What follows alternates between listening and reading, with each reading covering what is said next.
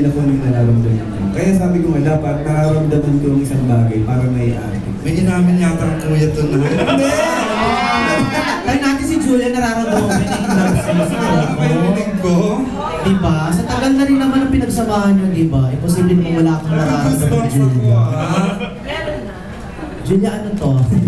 Julia, nararamdaman mo ba yun, the action? Nararamdaman ba na na-in-love sa'yo, na-in-love sa'yo palagi si Coco? Ang hirap naman ang tanong. Ang hirap ang hindi, pero kasi talaga kay Coco, pagkasama mo siya, ramdam mo na babae ka, naaalagaan ka, na lahat, hindi lang siya yung pag sinabi mo pag may camera or pag may tao doon ka lang alalain, off ka talagang maalaga siya. And hindi lang po sa akin, talagang sa lahat.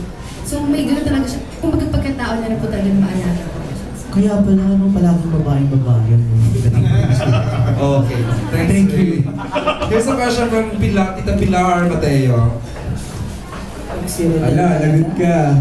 Ayan. Ano na ang feeling mo na for your role in Nicolama? Parang dami mo na masungkit na awards. Best actor. 4 ba?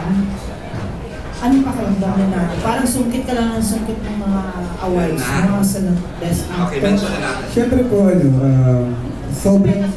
sobrang sarap. Kasi talaga kasi yung team effort na lahat yun, kumbaga yung combination ng mga magaling ng mga artista, diba, yung magaling ng mga director, yung magaling ng writer namin. Kumbaga sabi ko nga, lahat ng mga pinaghirapan namin, yun naging sukli. Sabi ko nga, siguro ako lang yung ako lang yung nasa harap, ako lang yung mukha.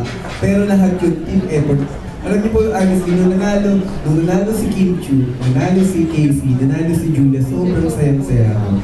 And then kasi sabi ko nga, alam ko kung gaano namin pinaghirapan yung proyekto yun. Gaano namin pinagpuyatan, kung paano namin, kumbaga paano namin pinag-iisipan.